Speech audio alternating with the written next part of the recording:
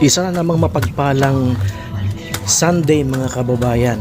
Ayan, naglilinis kami at magtatanim po kami ng mga gulay para po pagdating ng araw, meron po tayong aanihin. So yan po ang mga tinanim po namin dyan. Laing, patola, okra, ampalaya, kamuting kahoy, at petsay. So nakapagtanim rin po kami dyan ng malunggay. Gusto ko pong magpasalamat sa lahat po ng mga viewers natin dyan na patuloy pong sumusuporta kay Katabang Dave at walang sawang nanonood ng mga videos natin.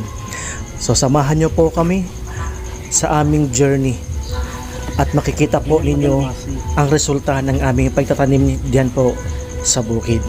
So yan po, maraming salamat and God bless sa walang sawang sumusuporta. Maraming salamat.